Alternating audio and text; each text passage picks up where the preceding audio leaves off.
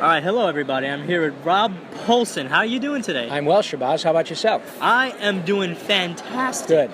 So, the voice of Pinky, the Yes. voice of Wacko. Yakko. Yakko. Close. Only a consonant shy, but My yeah. bad, my bad. That's I'm all still right. a little bit No starstruck. problem. Sorry Thank you about very that. much. So, Animaniacs, how'd you get into that? Well, it was an audition just like any other, Shabazz. I was fortunate enough to have been working with that same group of people, Tom Ruegger and Steven Spielberg, on Tiny Toon Adventures.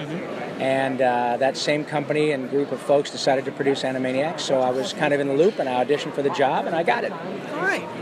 And we are here at Atlantic City Boardwalk Con. This is the first Comic-Con in Atlantic City, and I'm assuming you were also at New York Comic-Con Yes, for I've a been couple there of years. probably 3 or 4 times, yeah. Yes. Unfortunately, I did not get a chance to see you because you know how New York Comic-Con is. Crazy. Yeah. So, in terms of comic book conventions, do you think this has more freedom in terms of space and it's more intimate? Well, yeah, that's exactly what it is, Shabazz. Certainly, there are fewer people here, which, you know, is from a capital standpoint, it's nice to have more people because you make more money.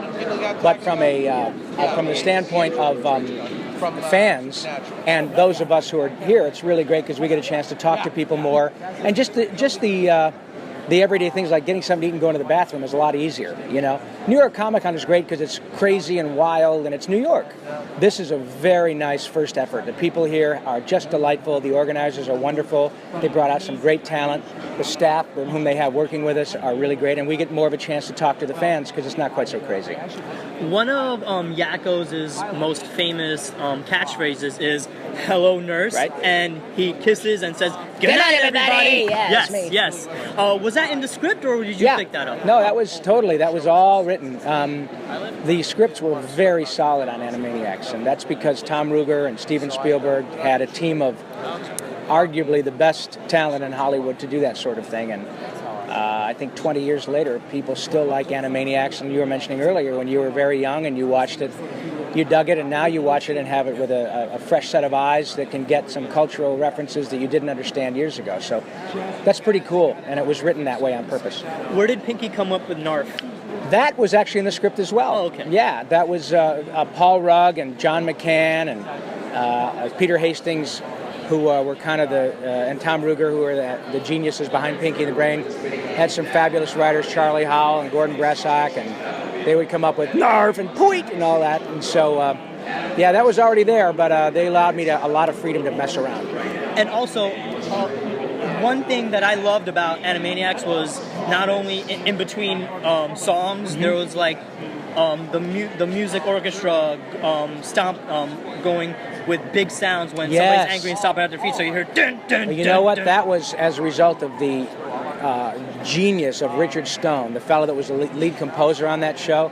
He really brought to life all of that music, and it was scored with a big orchestra the way they did Looney Tunes from the 40s and 50s. So that's why that was so... Thank you for pointing that out, because that was a big component of the show, was music. You don't get cartoons like that anymore. You do not, my friend. Absolutely. Well, you don't, because it's very expensive. And, you know, when you have a guy like Steven Spielberg involved, money's not an issue. And the proof is in the pudding. 20 years later, people go, oh my God, that music is unreal. And it was great. And lastly, two of the most memorable songs from my point of view was The Nations of the World and The Presidents of America. Yeah. From your point of view, which one did you like more? I like The Countries. That was written by Randy Rogel, and I'm going to see Randy next week. He and I do Animaniacs music show all around the country still, and that song still makes people crazy. That Countries of the World.